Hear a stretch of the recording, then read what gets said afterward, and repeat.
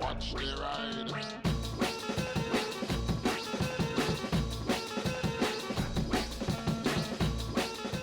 Hey everybody, hope you're all doing right out there. So about 7 years ago I started my playlist Tips for New Riders, which is designed to help people go from no bike to have an idea of what they need to know, to advance their understanding and pass the tests and lots more. It's helped hundreds of people get onto two wheels.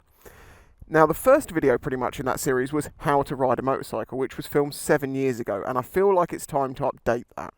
This video will be an overview of how to ride a motorcycle, and as I say, I have 59 videos in that playlist which will go into individual aspects. For instance, say you struggle with a clutch. I have an entire video talking about clutch, and I actually have a couple of videos on slow control which all develop through that, so really do check out that playlist if there's any way you're struggling. If there is any way you're struggling, just ask me in the comments, I will send you the video. I want to help as many people as I can to get onto two wheels. Before we get on with that, I need to thank the sponsor of this video, BikeSure. With over 30 years experience, BikeSure can help find the right motorcycle policy for you. It doesn't matter if it's your first bike or you've kind of lost count, a simple 125 or a custom sports bike monster, they will work to find the right policy for you. Please check out BikeSure at the link in the description, and thank you to them for supporting this channel. So a huge thanks to BikeSure for sponsoring this video. So let's get on with this, we're not going to waste any time here. On a motorcycle, there are hand controls and foot controls. So first things first, I'm just going to point those out.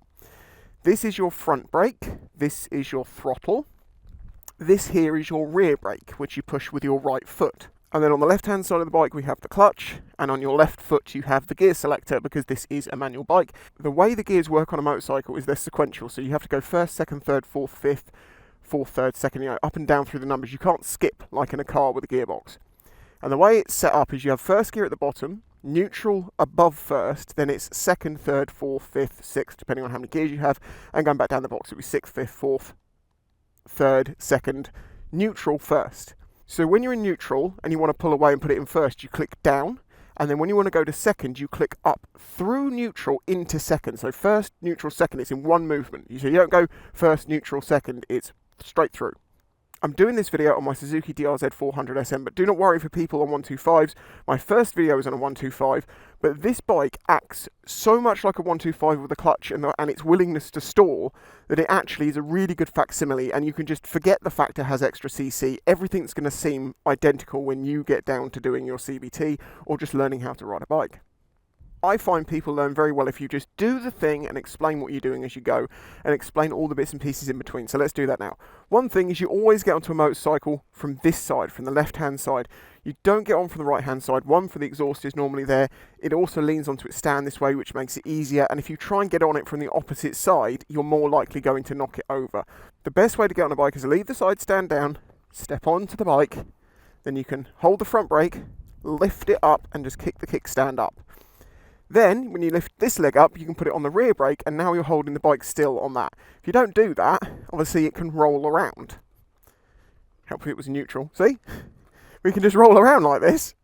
The layout of the controls on a motorcycle are always the same. Front brake's going to be here, the clutch is going to be here, this will be the throttle. Okay, there's a few outside liar examples of custom things and weird things, but just know the controls are going to be the same on all bikes that are manual that you're likely to come across. The only one difference in controls I can point out, so you're aware of this, is that on Hondas, the horn and the indicator placement are reversed. On most bikes, it's indicator at the top, horn at the bottom, but they've switched it. So if you're not used to a Honda, you will keep pressing your horn rather than indicating. Ask me how I know. Okay, so we've put the key in, turned the ignition on, and we have a green light shown up here with an N. That means neutral. That means the bike isn't going to go anywhere when you try and start it. It's not in gear. However, we don't always trust this light because it can give you what's called a false neutral, which means that it thinks it's in neutral, but it's actually in gear. Now, what will happen there if you try and start the bike? It's going to lurch forward. Now, all that's going to happen when that happens is this. The bike's going to try and go forwards on its own like that. Not the end of the world. You can look at a motorcycle as if it was split down the middle. The right-hand side is for stopping and going, the left-hand side is for gears, because our front brake is on our right hand, our rear brake is on our right foot, throttle is also on the right hand. On the left-hand side, we have the clutch, and we also have the gear shift. So, gears on the left, stop and go on the right. Okay, so let's start the bike. As I say, it's in neutral, but we're going to hold the clutch in anyway, just in case. turn the kill switch off if it's on, and we start the bike by pressing the start button. That's going to be different on bikes depending on, if it's newer or older or EFI or not. The people you're training with or with your bike, you'll learn how to start it. So we're holding the clutch in neutral. If I slowly release it, just to be sure, there you go, I'm definitely in neutral, we are not moving. So if I now pull the clutch in again, and I'm going to click down, remember, for first gear. So we are now in first gear. If I don't touch anything, and I just let the clutch out just slightly, we'll sort of start to creep along a little bit, yeah? You can see that? Now, if we try and pull away without using any throttle, we stall. That's what lots of riders do, stalling. And that comes through not having enough throttle on, so they'll just be very, very scared of it, and then they're going to go classic stall. So the way you want to do it is like this. Pull the clutch in, first gear. Now, if you're doing this on the road, mirror, I don't have one, I know, just imagine I have. Mirror, shoulder check, make sure it's clear, and then you indicate to pull out. Okay, so we're in neutral, we're going to go first, mirror, shoulder check, and then you start applying throttle, just a decent amount, just a little bit at the bottom, and then slowly let the clutch out, and increase the revs if you feel like it's going to die. So we're halfway between the two here, and I can slowly, as I get going, release the clutch, and now I'm just on the throttle. So we're in first gear, indicating left. Check around us, mirror, shoulder check. We're on a bit of a hill here, we're not going to get into that, but basically all you do is add extra revs.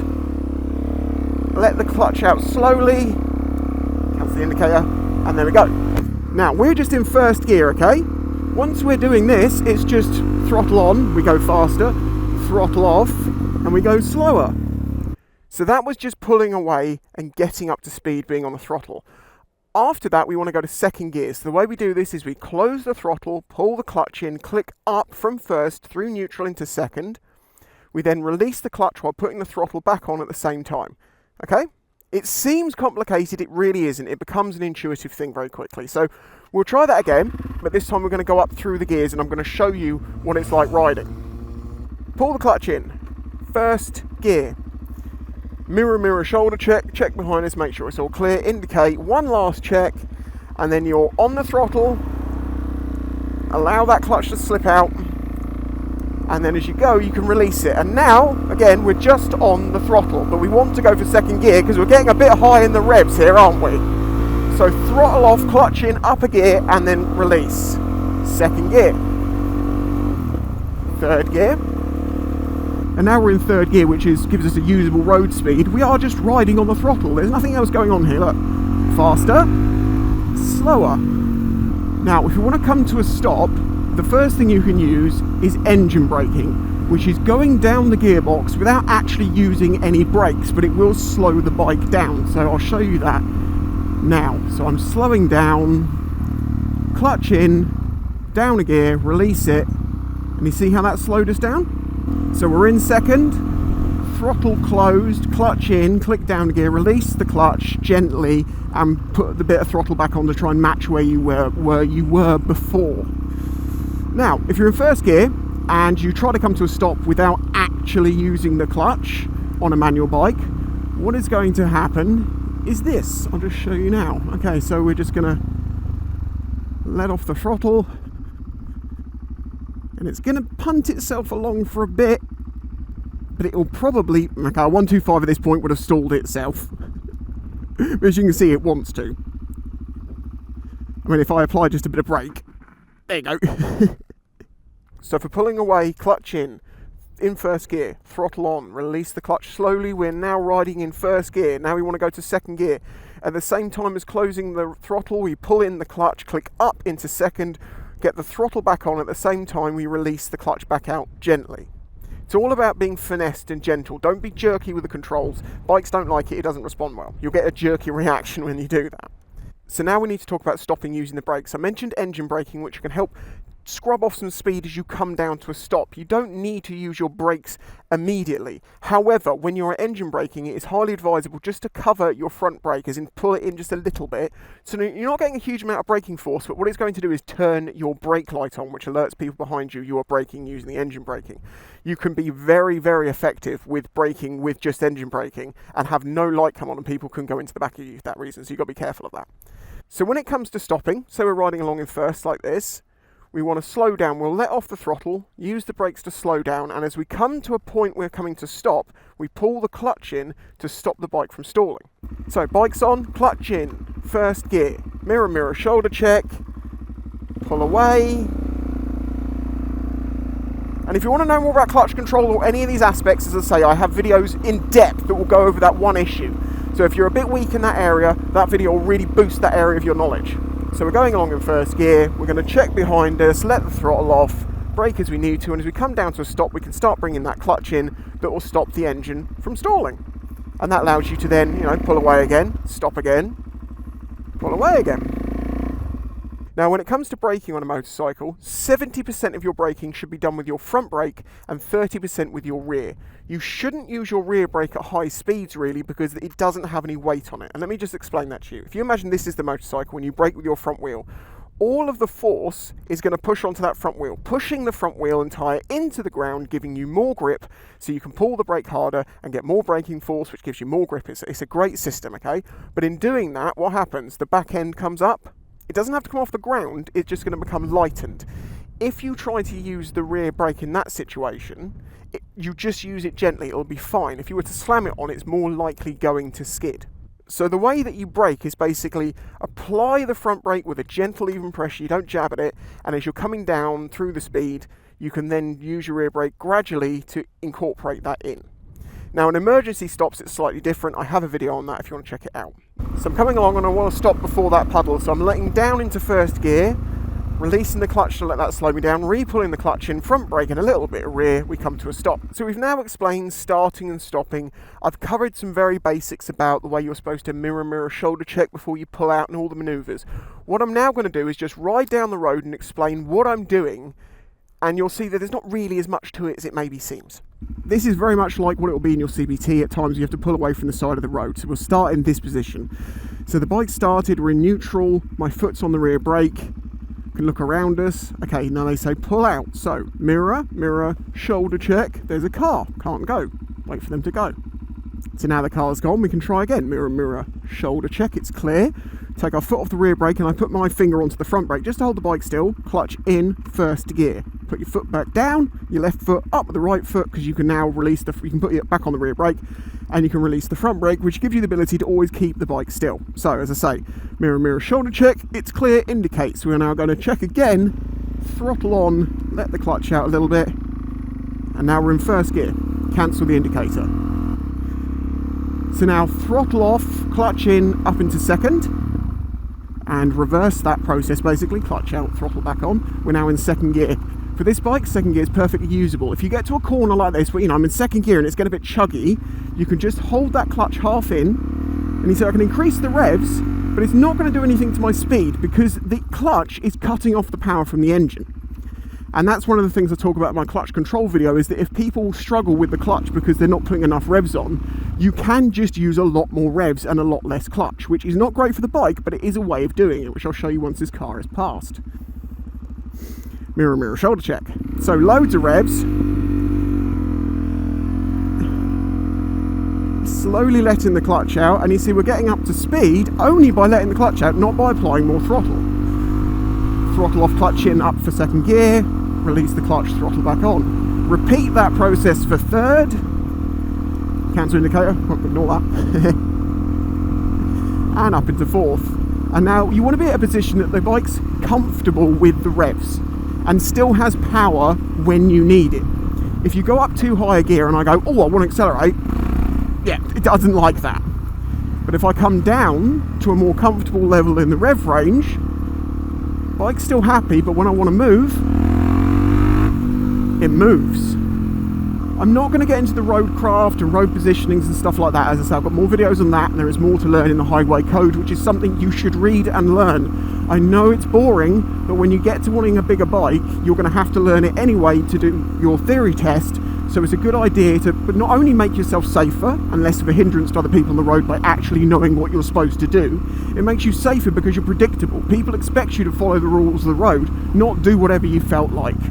Okay, let's try a turn. Okay, so I want to turn in this next one. Going along, I'm going to go mirror, mirror, shoulder check. The road is completely clear behind me, so I'm going to start indicating. Going down through the gears, a little bit of brakes, double check, there's no one there. Turn in. and we release the clutch as we go through the corner. So let's try a turn in the road. Riding along, mirror, mirror, shoulder check, no one's there, indicate left, go down through the gears, holding the clutch a little bit, use the brakes, and we're now at a standstill.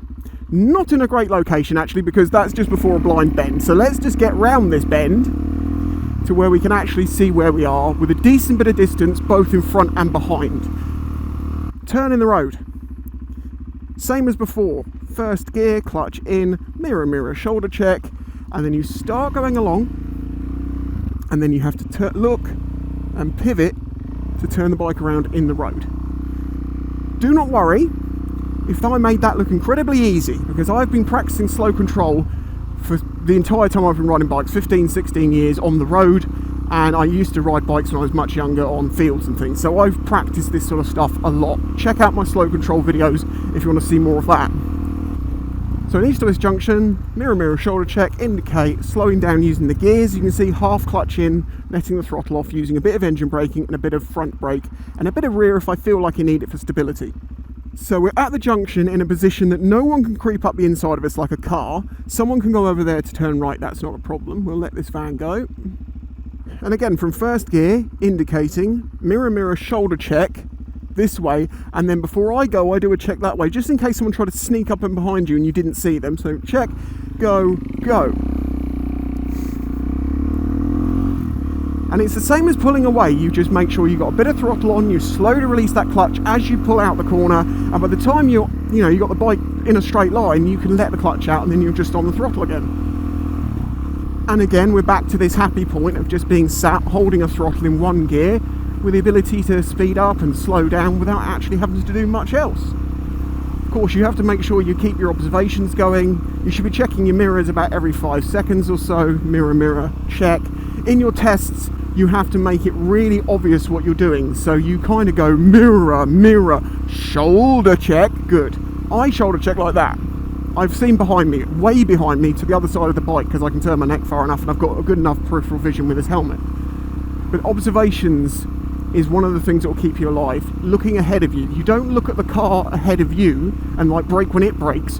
I'm looking at the cars at the roundabout up there, because if one of those has an accident or stops suddenly, it's going to come back down through the line. So we're going to turn right at this roundabout. So I'm on the right hand lane, checking behind me already, slowing with only letting the throttle off, down through the gears. I'm indicating right, checking again. Cars in the way can't go, so we come to a stop and using a little bit of rear brake here. So we wait, because we always give way to the right. Roundabouts like a circle, sometimes red but often purple. If you don't give way to the right, you are a bag of shite, is a way to remember that. So we do have right of way here because that car is going to go, but we're going to just cross each other. As we go around the roundabout, as we pass the last exit, turn, indicate left to come off the roundabout and go. So there you go, that's basically what's involved in riding a motorcycle. And that's the easy bit. You just have to develop those skills and it'll allow you to do lots more things, from, off-road riding to more advanced riding, bigger bikes, smaller bikes, different types of bikes. It's all a hell of a lot of fun. And if you've never ridden motorcycles and you think about it, I highly advise it because it's life-changing. So there you go, there is a basic how to ride video that will apply to 125cc manual bikes, bigger bikes, even bigger sports bikes. The only thing to know really is, one of the things is the amount of cylinders in the engine. So 125cc's have 1 piston usually, and things like big sports bikes with an inline 4 engine have 4 pistons. If the bike has 4 pistons, it wants to stay running more than a single cylinder. And that's why single cylinders like a 125 or a 400 ride very much the same in the way that they want to stall, because they've only got that 1 piston maintaining them going. When you have 4, you have more keeping everything going, and it's a little easier to ride inline 4 bikes than single cylinders. And I have a video on how you ride an inline 4 if you'd like to know what the difference is. As I say, I also have a video on every single thing you can think of. I seriously implore you, if you want to get a motorcycle, make it this year. Do it this year.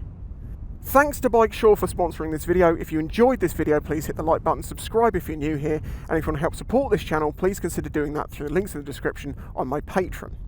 I'm going to link that playlist in the top of the comments, tips for new riders. Share it with people, get it out there. I want to get as many people onto 2 wheels as possible. I want to just remove that bit of fear Remember, my training isn't a replacement for an instructor. It is just to remove the bit of fear you have at the beginning, to give you a better idea when you walk through the door, to not be being told all the basics. You're moving on from that point. And many instructors have said to me over the years that my videos have been absolutely great at getting people over that first bit of knowledge hurdle, so they're much more switched on and they know what they're doing on the day, and it increases their chances of passing massively. There we go. Till the next one. Bye-bye.